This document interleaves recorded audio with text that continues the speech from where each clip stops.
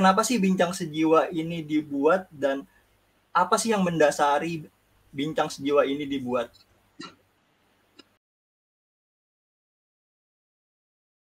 Sore Bapak Ibu sekalian, senang sekali bisa bergabung Bapak Ibu sekalian dengan acara ini. Ini acara perdana kami dan sengaja kami ambil di tanggal 1 Juni, di mana ini adalah hari kelahiran Pancasila.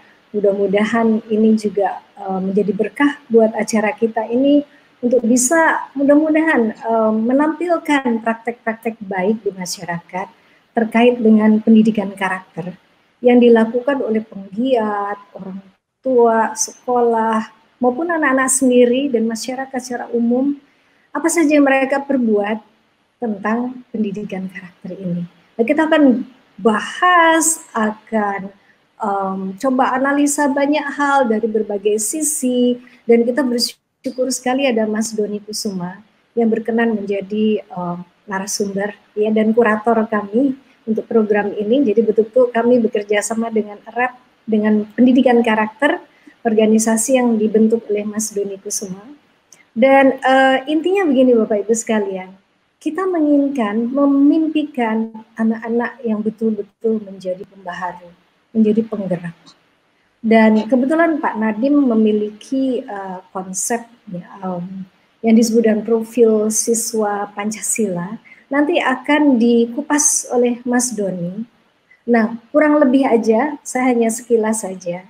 Kita menginginkan anak-anak yang mampu untuk membuat nalar, berpikir jernih. Ya. Kita menginginkan anak-anak yang mampu membuat solusi terhadap masalah-masalahnya. Yang kreatif, inovatif, ya, anak-anak yang bisa bergotong royong, berkolaborasi dengan orang lain, berakhlak mulia, dan tentu saja anak-anak yang bahagia ceria. Nanti ini akan dibahas oleh Mas Doni secara dalam bagaimana pendidikan karakter secara membentuk profil siswa Pancasila ini. Yang jelas kami ingin hadir untuk menampilkan praktek-praktek baik yang menginspirasi dan berdampak di masyarakat terkait penguatan karakter luhur pada anak. Jadi Bapak Ibu sekalian, kami menginginkan Bapak Ibu yang atau anak-anak ya yang memiliki praktik baik seperti ILA ini, mohon kami dihubungi untuk kita bisa bahas bersama dari kajian-kajian terkait pendidikan karakter ini, dan mudah-mudahan ini bisa menguatkan pendidikan karakter yang menjadi tujuan dari pemerintah kita. So, itu kurang lebih Bapak Ibu sekalian. Jadi di sini akan bisa kita bahas dari sisi pendidikan karakternya, dari sisi parentingnya. Intinya gimana sih membentuk watak anak itu, karakter anak itu, sehingga ia bisa berperilaku luhur, penuh kasih sayang pada sesama, berempati, bertanggung jawab. Kurang lebih itu, saya rasa Mas Doni akan bisa memberikan beberapa hal untuk mengawali acara kita ini. Silakan Mas Doni. Baik, terima kasih Bu Dina dan Bapak Ibu semua, pemerhati pendidikan, Bapak Ibu guru yang mengikuti kegiatan ini. Ketika kita berbicara tentang karakter luhur, sebenarnya apa sih itu? Itu kan selalu menjadi pertanyaan kita. Sebenarnya kalau kita bertanya tentang karakter luhur, itu sebenarnya kita sedang bertanya pada diri kita sendiri, apa sih yang membuat manusia ini menjadi sungguh-sungguh manusia gitu. Jadi esensi kemanusiaan kita ini di mana? Kalau kita melihat beberapa literatur, baik dalam konteks spiritual, misalkan kita ini manusia yang diciptakan sesuai dengan citra Tuhan, kita tahu bahwa keluhuran martabat manusia itu karena dia ini sebenarnya cerminan dari kehadiran Allah Sang Pencipta. Tapi dalam literatur yang katakanlah lebih populer, kita bisa mengutip misalkan Blaise Pascal. Blaise Pascal ini mengatakan kelebihan manusia dibanding ciptaan lain itu adalah keluhurannya. Karena hanya manusia yang dapat memahami keluhuran itu, di ciptaan lain tidak. Nah, coba kita lihat sebentar di profil manusia siswa Pancasila. Di situ ada satu poin penting yang perlu kita ingat, yaitu salah satunya adalah akhlak mulia. Nah, akhlak mulia ini sebenarnya beririsan langsung bagaimana relasi kita dengan Sang Pencipta dan relasi kita dengan sesama. Nah, saya rasa karakter luhur ini menjadi hal yang paling fundamental dalam diri manusia karena manusia dengan pemikirannya, dengan hatinya, dia bisa sungguh-sungguh menjadi manusia.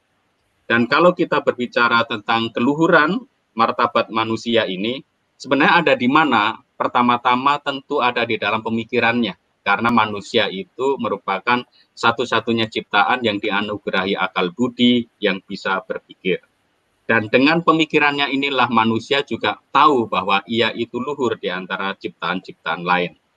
Dan dengan pemikirannya inilah manusia itu mampu mengatasi kelemahannya. Saya menyebutnya manusia mampu going beyond, mampu mentransendensi diri. Dan itulah sebenarnya inti dan esensi dari proses pendidikan, yaitu manusia belajar dari pemikirannya, menghayati pemikirannya, mampu menghayati nilai-nilai yang adalah hasil dari pemikirannya, dan karena itu manusia bisa mentransformasi dirinya dan mengubah tatanan yang ada di dalam masyarakat.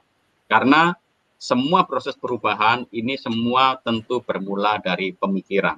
Dan kalau kita berbicara tentang karakter luhur, ya, kalau kita berbicara tentang karakter luhur, kita berbicara tentang hal-hal yang baik. Maka di dalam bincang sejiwa ini kita berbicara tentang karakter dan kebajikan. Karakter tentu adalah sikap-sikap yang bisa muncul di dalam diri manusia, tetapi karakter itu baru menjadi kebajikan ketika itu dilaksanakan. Maka sebenarnya pilihannya ketika kita berbicara tentang karakter luhur, bukan pilihan antara yang baik dan buruk gitu ya. Karena sebagai manusia, kalau ada dua pilihan baik dan buruk, kita harus jelas memilih yang baik.